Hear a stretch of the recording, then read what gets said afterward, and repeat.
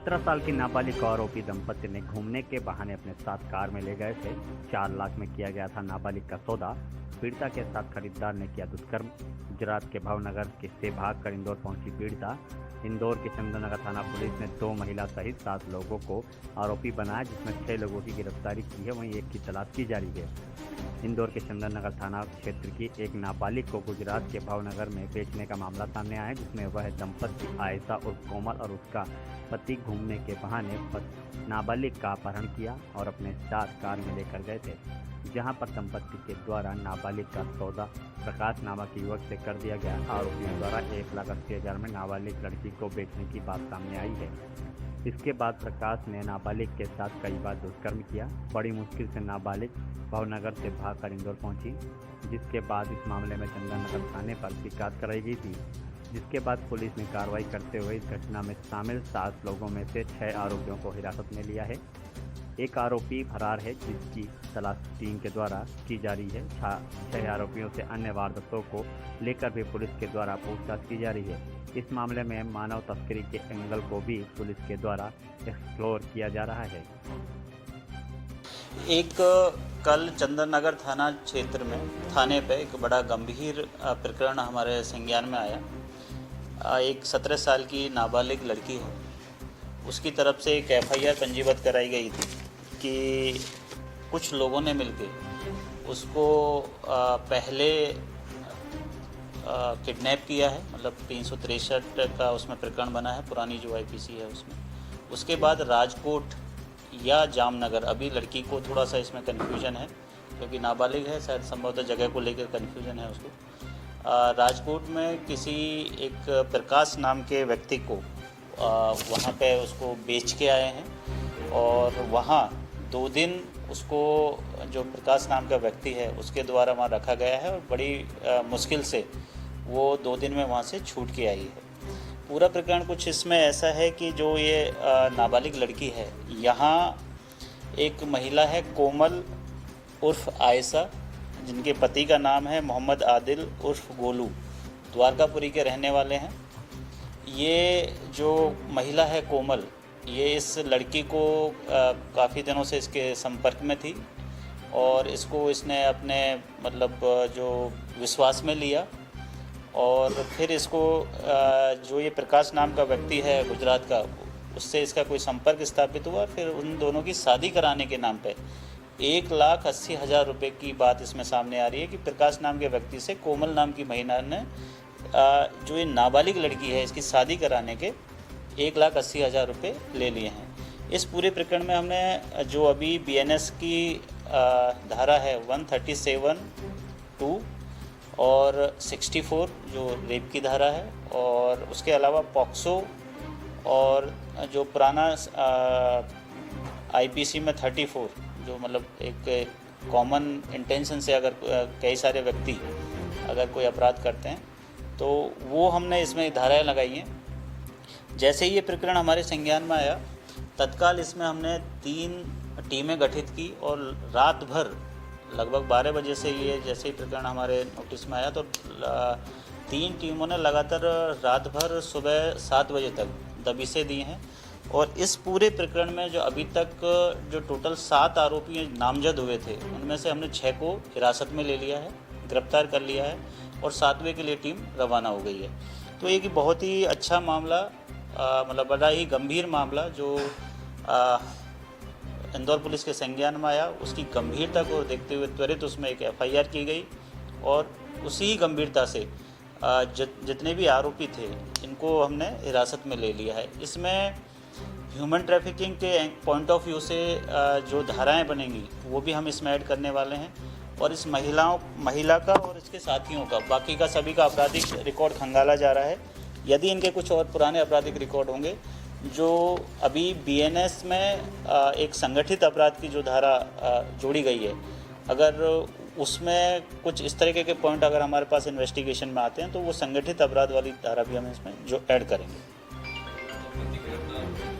महिला दंपति दोनों गिरफ्तार हो गए हैं। उनके जो साथी यहाँ जो जिस गाड़ी से इस बच्ची को गुजरात लेके गए थे, वो 4 साथी भी गिरफ्तार हो गए हैं और जिस गाड़ी से इसको ले जाया गया था वो गाड़ी भी हमने सीज कर ली है।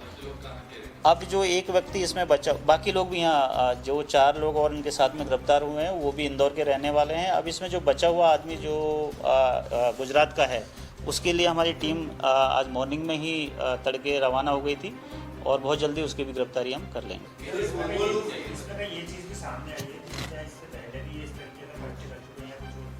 बिल्कुल, मैंने वही पॉइंट दिया कि जो इस महिला की शोहरत है वो अभी जो हमारा प्राइमरी इन्वेस्टिगेशन है, जो पूछताछ है, उसमें कुछ इस तरीके की आई है कि कुछ बालिग महिला, मतलब बालिग औरतों के साथ जो एडल्ट हैं और नाबालिग लड़कियों के साथ ये कुछ इलीगल इमोरल जो काम होते हैं उनमें इन्वॉल्व करके पहले से रखा हुआ है।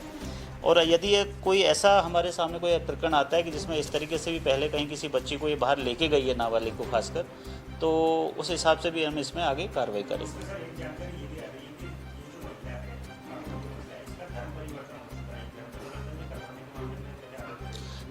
देखिए, अभी जो ये प्रकरण हमारे यहाँ पंजीबद्ध हुआ है, हम उस पॉइंट ऑफ व्यू से इन्वेस्टिगेशन कर रहे हैं। यदि धर्म परिवर्तन करवाने वाला कोई अगर कुछ इस तरीके का एंगल आएगा तो बिल्कुल उसको भी हम जो भी उसमें लीगल प्रोविजंस हैं, जो भी वैधानिक कार्रवाई बनती है, उसको भी हम संज्ञान में लेंगे। ये अभी इनका जो करंट एड्रेस है वो द्वारकापुरी का रहने वाले हैं दोनों के दोनों। और इन सभी को, जो अभी तक 6 लोग गिरफ्तार हुए हैं एक महिला के सहित, सभी का PR लिया जा रहा है, सभी की CDR एनालिसिस की जा रही है। और इससे पहले अगर इस तरीके के किसी भी इवेंट में या ऐसे क्राइम में ये इन्वॉल्व रहे हैं तो उसको सारी परतें हम खंगाल रहे हैं। और ये कहाँ से आए, किस तरीके से आपस में ऐसे 5-6 लोगों का एक गिरोह बना और ये गिरोह किस हद तक संगठित रूप से काम कर रहा है, ये सारी चीज़ें हमारे इन्वेस्टिगेशन का विषय हैं। PR पे लेके इनमें पूरी विस्तृत इन्वेस्टिगेशन हम इसमें करेंगे। और जो ACP है हमारी नंदिनी शर्मा, उनके नेतृत्व में मैंने इसमें एक SIT गठित कर दी है ताकि ये ह्यूमन ट्रैफिकिंग के पॉइंट ऑफ व्यू से और संगठित अपराध के पॉइंट ऑफ व्यू से इस पूरे प्रकरण को बड़ी गंभीरता से और बड़ी गहनता से इसकी जांच हो। अभी जो लड़की से प्रारंभिक पूछताछ हुई है और उसके जो कथन हुए हैं, उस हिसाब से 2 दिन उसको उस व्यक्ति के द्वारा एक गोडाउन में रखा गया था, ऐसी बात सामने आ रही है। लेकिन अब ये और भी हमारा मतलब इसमें क्लियरिटी के लिए हमें गुजरात टीम गई हुई है।